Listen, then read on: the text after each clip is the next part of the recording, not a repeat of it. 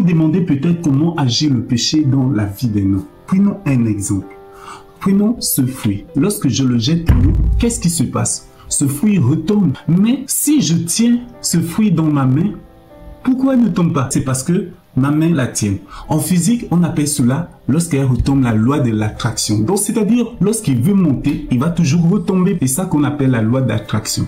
Mais vous allez voir que si je tiens ce fruit dans ma main, malgré une force qui veut qu'elle tombe, ma main, vu que la force que j'exerce sur ce fruit est plus forte, donc ce fruit ne peut pas tomber. Et c'est ce qui est agréable. Venons déjà dans la vie en Christ. Ça veut dire, lorsqu'on n'a pas Jésus, malgré vos efforts, malgré vos prières, vous jeûnez, tout ce que vous pouvez vouloir faire, vous allez toujours tomber plus bas, c'est-à-dire vous allez toujours être esclave du péché.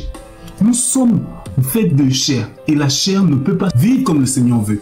Donc il y a une loi d'attraction, la loi du péché qui est comme une loi d'attraction qui est plus forte que nous et qui nous amène toujours à tomber. Donc c'est ça avec le péché. Mais comment ça se passe déjà? Lorsque vous décidez d'accepter Yoshua HaMashiach dans votre vie, il vient dans votre vie, il vous tient dans sa main.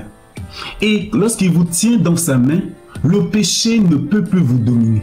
C'est-à-dire il y aura toujours, comme ici, il y a toujours la force d'attraction, donc il veut que ça tombe. C'est comme la Bible dit que tant qu'on est sur la chair, le péché est toujours là. Elle va toujours nous réclamer, mais vu que ma main, elle exerce une force plus forte que la loi de l'attraction, voilà pourquoi il ne tombe pas. Voilà pourquoi quand vous acceptez Jésus-Christ, malgré que la chair soit toujours là, la chair ne peut plus vous dominer.